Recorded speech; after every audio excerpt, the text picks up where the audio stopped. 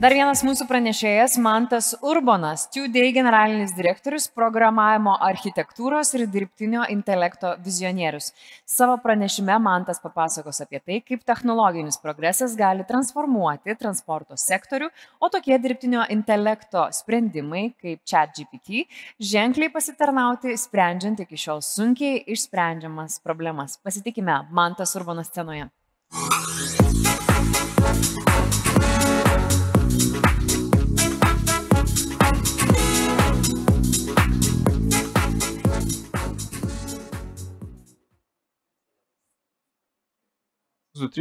Veikia.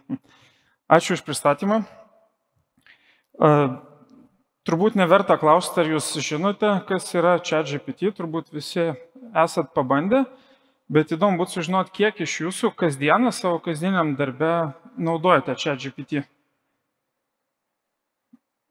Nemažai.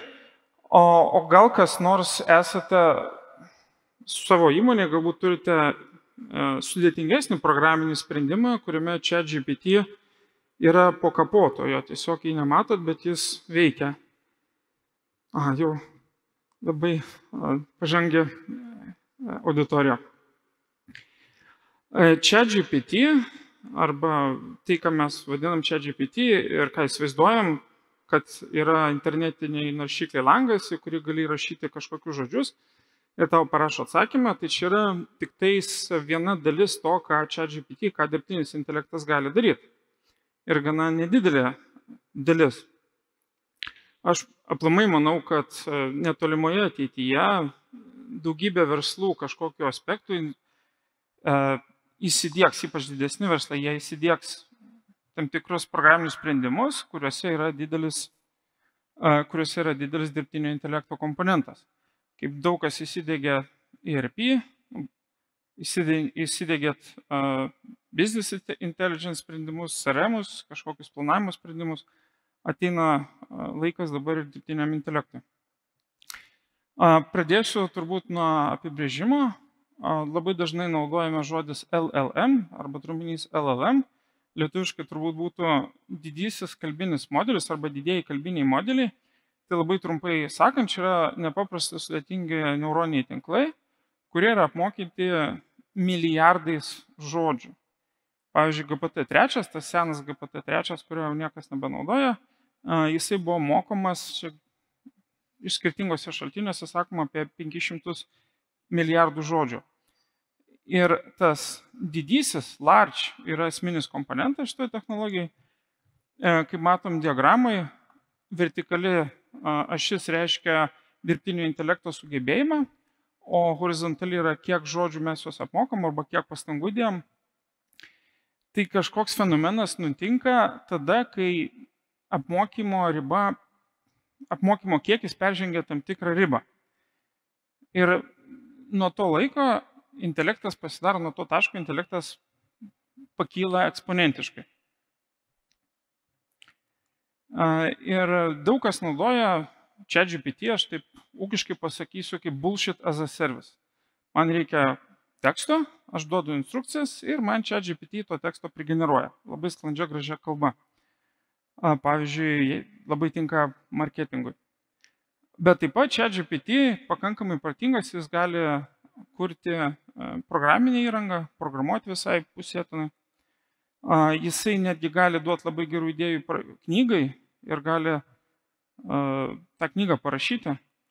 Aplamai ChatGPT gali išlaikyti egzaminus, teisės, medicinos, vadybos geriau negu studentai. Geriau negu 90% studentų. Tai čia nėra visiškai bullshit as a service, čia jis iš tikrųjų supranta dalykus. Man kaip programuotojai, kaip senam programuotojai, yra magija, tam tikra magija, nes jau nebereikia, kad žmogus taikytųsi prie programinės įrangos, kad žinotų, kurios mygtukus paspaust, kur rašyti, kur nueiti kokį langą, pasakai, ko nori ir tau padaro. Aš žinau, kaip jis suprogramuotas, aš galiu pažiūrėti į programinį kodą, aš turbūt galėčiau labai stengdamasis pats suprogramuoti, aš galbūt net galėčiau jį apmokyti, bet kaip veikia, aš nežinau. Ir aš ne vienas, pasirodo, kad mokslininkai irgi bandė išsiaiškinti, kaip vis tik tai jisai pasidarė toks protingas, kodėl vat, nuo to taško jisai pasidarė toks protingas, kaip veikia LLM-ai. Ir jie prisipažino, kad ilgai tyrinėjo labai paprastą, labai seną ChatGPT antrą modelį, sumažintą, ir jie yra vis tiek dalykų, kurie nesupranta, kaip kai kurie dalykai veikia. Tai jeigu mokslininkai nesupranta, man tai čia yra įrodymas, kad mokslininkai pripažino tai magiją. Ir turbūt tą magiją galima daugmaž taip įsivaizduoti, ne kažkoks labai protinga būtybė, viską daro, viską supranta, nuostabi erudicija, viską gali padaryti, ko tu paprašai. Ir yra nebrangi. Mėnesiui komercinės licencija kainuoja 20 eurų, o viena užklausa yra 1 centas. Čia visai gera magija. Ir neveltui jinai tapo, ChatGPT neveltui tapo pats sparčiausiai išpopuliarėjus įrankis žmonijos istorijai turbūt, ne per labai greitą laiką jį pradėjo vartoti tiek daug žmonių. Ir jisai programiniu būdu jisai gali jau pakeisti žmogų verslo procesuose. Ten, kur reikalingas žmogaus supratimas, suvokimas, sąmonė, ChatGPT gali žmogų pakeisti. Ir kyla natūralus toks noras jį darbinti. Noras paimti tą labai gerai išmanantį teisę skaitminį servisą, sukurti gerą puslapį, pritraukti daug vartotojų, imti už teisinį atsakymą 5 eurus ir, žodžiu, nukonkuruoti visas pasaulio teisininkų įmonės. Arba telemediciną taip daryti, arba transporto, logistikos tarpininkus, arba call centrus ir panašiai. Bet taip negali būti, taip neišeina, kol kas dar su dabartinė techninė būsena dėl tokio dalyko kaip haliucinacija. Aš čia nebandau apšmeižti dirbtinio intelekto, haliucinacija yra tikras žodis, tikras terminas, jisai reiškia, kad LLM-ai jie generuoja tekstą ir jie dažnai prigeneruoja melo, kuris atrodo labai įtikinamai. Jis prihaliucinuoja, tarkim, nedaug, 3 procentus, 10 procentų, 15 procentų, bet vis tiek tai yra tas faktorius, kuris neleidžia ChatGPT dirbti gydytojų arba teisininkų arba vadybininkų. Ir man kaip jį reikia vertinti, kai aš kaip programuotojas, kai aš bandau kurti sistemas didelės, kuriuose yra kažkoks elementas, kuriame turi būti dirbtinis intelektas, ChatGPT arba kažkas kitas, aš vis tiek vertinu kaip šiek tiek nepatikimą, kaip stebuklingą, magišką daiktą, labai galingą, bet su tokia alkoholizmo problema. Vis tiek ši technologija yra revoliucinė, pakeitė pasaulį, išleido, kaip sakant, džiną iš butelio ir pasiekmes, tikras pasiekmes mes matyt sužinosime dar tik tai ateityje. Bus verslų, kurie sugebės pristaikyti, kurie sugebės įdarbinti šitą technologiją, ir bus tų, kurie vis dar dirbs kastuviukais. Ir dabar jau artėjau prie mūsų patirties. Mums pavyko suprogramuoti patikimai veikiantį gerą sprendimą, paremtą ChatGPT technologiją. Mūsų užsakovas, pasaulinė pervežimų kompanija, jie turėjo problemą ir paprašė jie išspręsti programiškai. Reiškia, jie turėjo labai sudėtingus kontraktus, tie kontraktai buvo susipynę, buvo tėviniai kontraktai, frame agreementai buvo, service agreementai mažesni, jie buvo pakankamai sudėtingi, pratesinėjami arba nepratesinėjami. Ir jau žmogui būdavo labai sunku susigaudyti. Jeigu darydavai searchą per kontraktų duomenų bazę, tu ten nieko daug nerasdavai. Jis aiškiai žinojo, ko reikia užsakovas, davė mandatą ir turėjo taip pat daug duomenų. Ir padarėm.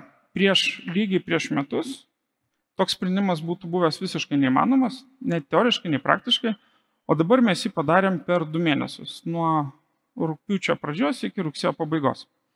Sprendimas veikia gerai, dėl dėl konfidencialumo įsipareigojimo aš negaliu rodyti screenshotų arba ją demonstruoti, bet galiu pasidalinti patirtimi, kokie įspūdžiai, ką mes sužinojome ir tai darydami ir su kuo turbūt jūs susidursit, jeigu jūs tieksitės panašų sprendimą savo versluose. Tai iš programuotojo požiūrio pirmas įspūdis buvo, kad technologija keičiasi nepaprastai greitai. Čia vis dar revoliucinis dalykas, vis dar labai daug technologinių inovacijų, pokyčių, kasdieną kažkas vis naujo atsiranda. Ta, ką mes padarėme rugsėjo mėnesį ir tas veikia labai gerai, dabar mes turbūt padarytume daug greičiau ir patikimiau. Kitas dalykas, kas programuotojus erzina, kad labai sunku ištestuoti. Labai sunku, neįmanoma turbūt užtikrinti, kad tas produktas visą laiką elgsis vienodai. Tam reikalingas programuotojams toks tam tikras mentalinis pokytis. Mums pavyko suvaldyti tą haliucinaciją arba tą nepatikimumo elementą. Yra tam tikri būdai, žinomi, inžineriniai. Vienas būdas yra pats brangiausias, vadinamas fine tuning. Taip vaizdžiai galim pasakyti, kad jeigu tam maginiam elfui dar išmokini būtent to, ko tau reikia. Tai labai brangus būdas, užtrunka daug laiko, daug kainuoja, bet patikimiausias. Kitas būdas yra dirbtinį intelektą labai stipriai įrėminti, reiškia jam duoti kaip galima mažiau laisvės pasireikšti. Na, o trečias būdas vadinamas prompt engineering, reiškia, jis yra inžinerija, šiek tiek apie juos papasakosiu daugiau. Tai yra tam tikri būdai, kaip skirtingus dirbtinius intelektus, skirtingus ChatGPT tarpusavyje suvesti arba juos klausinėti, arba juos vienas su kitu komponuoti taip, kad jų finalinis rezultatas būtų geresnis. Kad tas nepatikimumas ar 3 procentai ar 10, kad labai stipriai sumažėtų.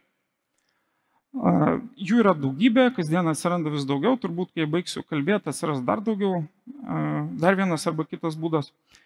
Galiu pademonstruoti pavyzdžių, nes šio laikas į pabaigą.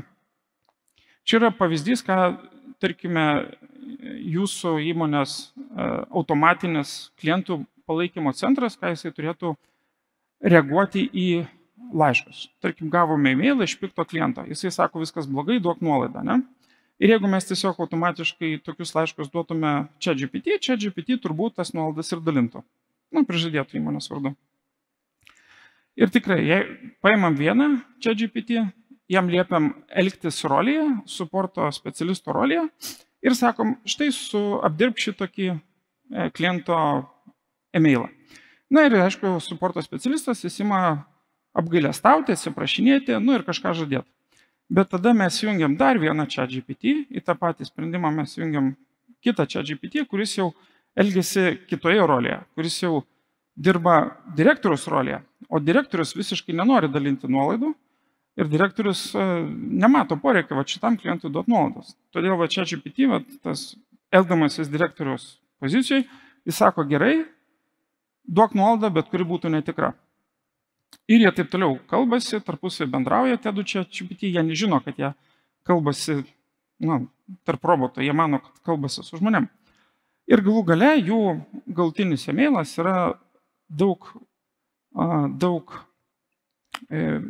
tinkamesnis, daug geriau apsvarstytas, daug geriau pasverstas, jų galutinis rezultatas, negu tik vienas iš jų būtų jį sukūrę. Taip sakant, tinkamai kombinuodami dirbtinį intelektą mes galime pasiekti daug geresnį rezultatą, negu tiesiogiai jų kažko prašydami. Tai, ką norėjau pasakyti šitų pavyzdžių, kad yra žinomi inžineriniai būdai, kaip dirbtinį intelektą suvaldyti ir pakreipti tinkamesnę kryptimį. Taip sakant, programuotojai tą sprendimą jums tikrai gali suprogramuoti, jeigu ir kaip pas jūs atsiras toks poreikis. Bet yra tam tikrų dalykų, kurių jūs kaip užsakovai, kuriuos turite žinoti ir kur jūs turite reikalauti iš savo vykdytojų. Tai pirma, aišku, jūs turite būti pasiruošę kaip organizacija. Mums šią prasme pavyko, nes mūsų užsakovas tiksliai žinojo, ko jis nori. Taip pat jūs turite žinoti, ko jūs norite pasiekti.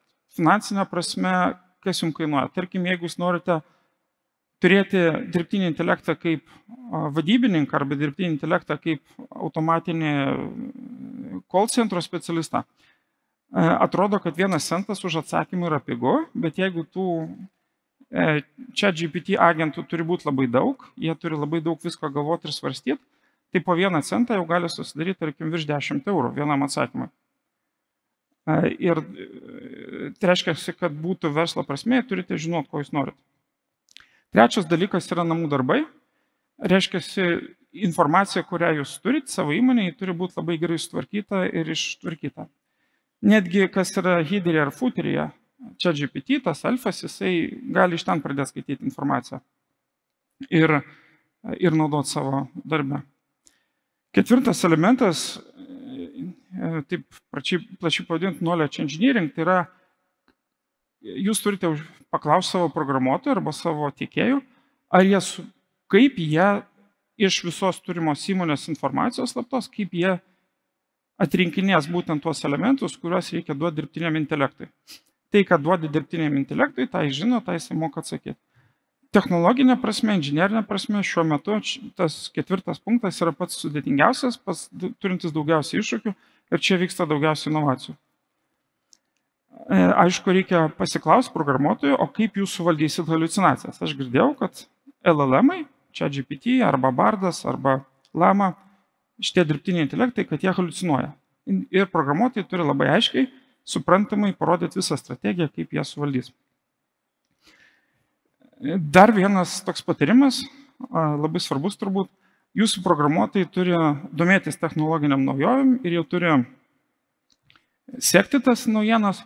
Mums labai pasisekė, mūsų tom Dream Team'e, kuris vykdė tokį projektą, buvo Evgenijus Nekrasovas, mano bendradarbis, talentingas architektas. Ir būtent tai, kad jisai sekė, žinojo tinkamas technologinės naujienas ir mums padėjo realizuoti ir sėkmingai užbaigti šitą projektą. Na ir paskutinis dalykas, pats paprasčiausias, programuotojai dirbantys su dirbtiniu intelektu turi naudotis Pythonu.